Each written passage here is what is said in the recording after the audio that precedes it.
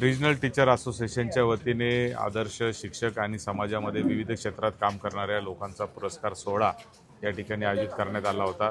समाजामध्ये काम करणारे जे काही चांगले लोक आहेत त्यांच्या पाठीवर एक शाबासकीची थाप मारण्याच्या हेतूने हा कार्यक्रम या ठिकाणी जळगाव जिल्ह्यामध्ये आयोजित करण्यात आला होता। राज्यभरातून लोक या कार्यक्रमासाठी आले आणि त्यांचं कौतुक या ठिकाणी सगळ्यांनी केलेलं आहे। मी देखील इथं उपस्थित राहून या सगळ्या जे पुरस्कार्थी आहेत त्यांना शुभेच्छा दिलेल्या आहेत। तर पुण्यातल्या विषारी दारू प्रकरणावरून सरकारवर मोठ्या प्रमाणावर टीका केली जाते, दोषींवर कारवाईची मागणी केली जाते। तुम्ही कसं पाहता या प्रकरणाकडे? मी अनेक वेळा सभागृहामध्ये याबद्दल आवाज उठवलेला आहे की आपण पाहतो की आपला देश कदाचित जगातला असा एकमेव देश असेल की ज्या देशामध्ये अन्नधान्यामधील आणि अन्नपदार्थांमधील भेसळीच्या बाबतीमध्ये आपण अजिबात गंभीर नाही आहे। तिकडं पनीरचं प्रकरण चालू आहे, स्टिंगसारखे जे एनर्जी ड्रिंक आहे ते शाळांमध्ये मिळत आहेत, शाळेंचे मुलं आज ते 10-10 रुपयाचे स्टिंग पित आहेत। त्याचबरोबर आज आपण पाहतो की विषारी दारूची जी घटना घडलेली आहे, म्हणजे नफाखोरीच्या मागे आपला समाज इतक्या मोठ्या प्रमाणावर लागलेला आहे की या नफाखोरीमध्ये आपण आपल्या लोकांचा जीव घेतोय। प्रत्येक गोष्टीमध्ये भेसळ आहे, प्रत्येक गोष्टीमध्ये भेसळ आहे। आपण पाहिलं की तुकाराम मुंडेंसारखा अधिकारी तिथं आला आणि त्यांनी पहिल्याच दिवशी 33 ठिकाणी धाडी टाकल्याचं आपण सगळ्यांनी वर्तमानपत्रातून माध्यमातून पाहिलेलं आहे। आणि म्हणून मला असं वाटतं की हा प्रकारच इतका गंभीर झालेला आहे। आपल्याला एकमेकाच्या जीवाची अजिबात काळजी नाही, पैसा मिळाला पाहिजे या हेतूने व्यापाऱ्यांमध्ये नफाखोरी सुरू झालेली आहे। हिला आळ सरकारने बसवलाच पाहिजे, अन्यथा भावी पिढ्या ज्या आहेत त्या आपल्या अतिशय अडचणीच्या ठरतील। आजच आपण पाहतो की कॅन्सरसारखे जे रोग आहेत हे मेजॉरिटीने कॅन्सरसारखे रोग या भेसळीमुळे होत आहेत। म्हणजे अन्नधान्यामधील रंग असतील आणि नावाजलेल्या कंपन्या याच्यामध्ये पकडल्या जात आहेत। म्हणजे कोणावर विश्वास ठेवा असा प्रश्न आज या देशामध्ये निर्माण झाला आहे आणि म्हणून मला असं वाटतं सरकारने याच्यामध्ये गंभीर झालं पाहिजे। सध्या विधान परिषदेची निवडणूक सुरू आहे, अजून पण सत्ताधारी पक्षांकडून त्यांचे उमेदवार जाहीर करण्यात आलेले नाही। उद्या अर्ज भरण्याचा शेवटचा दिवस आहे, गोपनीयता पाळली जाते सत्ताधाऱ्यांकडून। नाही, साहजिकच आहे की विधान परिषदेची निवडणूक हे मोठ्या कालावधीनंतर आता होते आहे आणि प्रत्येकाला सत्तेचं राजकारण आपण पाहतोय आजकाल की प्रत्येकाला सभागृहामध्ये जाण्याची इच्छा आहे।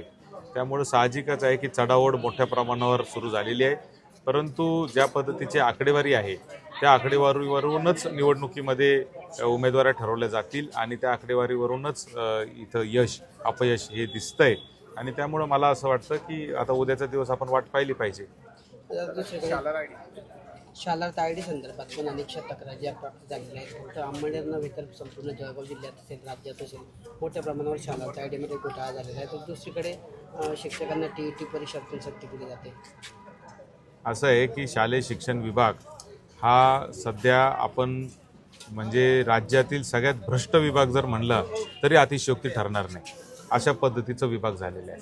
म्हणजे महसूल असेल, पोलीस असेल, सगळ्या खात्यांना मागं टाकण्याचं काम शालेय शिक्षण विभागाने केलेलं आहे आणि SITच्या नावाखाली कुठंच सह्या आम्ही करणार नाही, मात्र सगळे लबाड्या सगळे चुकीचे कामं हे या शिक्षणाधिकाऱ्यांनीच यापूर्वीच्या काळामध्ये केलेले आहेत। यांनी 10-10, 20-20 वर्षापूर्वी मान्यता दिलेल्या आहेत आणि आज पुन्हा एकदा त्याच्या चौकशा लावून त्याचे पगार थांबवण्याचं काम चाललेलं आहे। माझं म्हणणं आहे की SIT लावा, CBI लावा, ED लावा, IB लावा, जे लावायचं ते लावा, परंतु याला कुठेतरी कालमर्यादा पाहिजे। 1-1, 2-2 वर्ष झाले SITच्या नावाखाली एक फाईलसुद्धा शालेय शिक्षण विभागामध्ये पुढे जात नाहीये, नवीन संस्थांना मान्यता मिळत नाहीये, नवीन वर्गांना मान्यता मिळत नाहीये, नवीन शिक्षक भरती होत नाहीये, विद्यार्थ्यांना 1-1 वर्ष गणवेश मिळत नाहीये।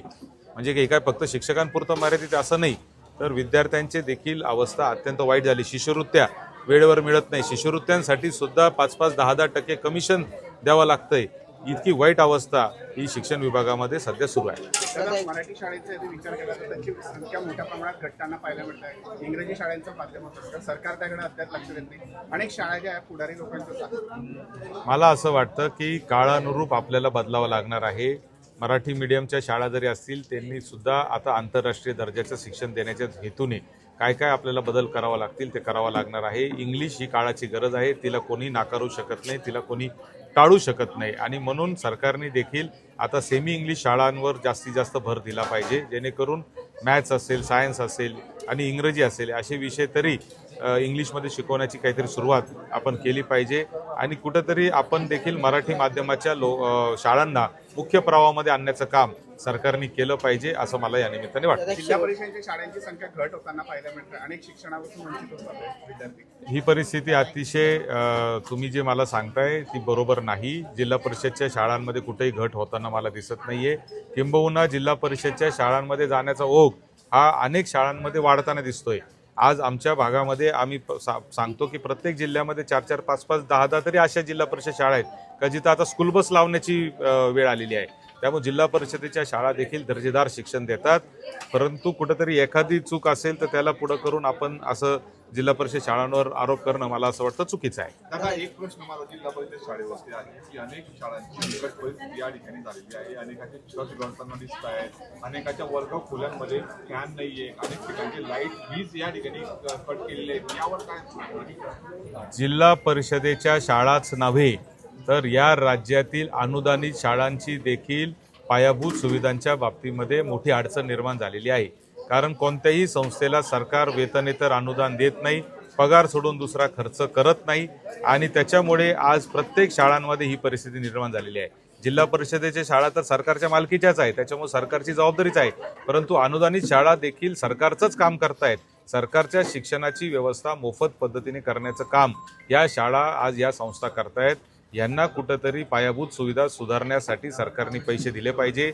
आजही सरकारचं पाहिजे तेवढं पैसा कोणत्याही पक्षाचं सरकार असो, हे काही आजच्या सरकारवर मी टीका करतोय असं नाहीये. याच्या मागच्याही 25-30 वर्षामध्ये कोणत्याच सरकारने पायाभूत सुविधांसाठी शाळांना वेतनेतर अनुदान वेळेवर दिलं नाही. आजही 5व्या वेतन आयोगाच्या तुलनेमध्ये वेतनेतर अनुदान दिलं जात आहे आणि ही अतिशय गंभीर गोष्ट आहे असं मला वाटतं. आता एक शेवटचा प्रश्न आहे. जळगावच्या विधान परिषदेची जागा बोलून भाजपने शिवसेना शिंदेगडात रस्सीखेच पाहायला मिळते. दुसरीकडे शिवसेनेचे मंत्री गुलाबराव पाटलांचे चिरंजीव प्रतापराव पाटील यांना शिवसेनेला जागा न सुटल्याने भाजपमध्ये प्रवेश करून जागा लढवावी लागेल अशी चर्चा देखील. कसं पाहता याकडे? आता मला मागाशी सांगितलं तसं मुळात मी तर काही जळगाव जिल्ह्याच्या राजकारणामध्येचा अभ्यासक नाही, त्यामुळं मला काही इथली परिस्थिती फार माहिती नाही. परंतु मला असं वाटतं का उद्याचा दिवस आपण थांबलं पाहिजे. जागा वाटप हे वरिष्ठ पातळीवर चाललेली आहे, त्याचा आपण अंदाज घेतला पाहिजे आणि चांगले लोक विधान परिषदेमध्ये आले पाहिजे एवढीच माझी माफक अपेक्षा आहे. शेवटचा प्रश्न. दादा, जरांगे पुन्हा आंदोलनाला बसलेले आहेत. सरकार झालं ना आंदोलन, मिटलंय रात्रीच.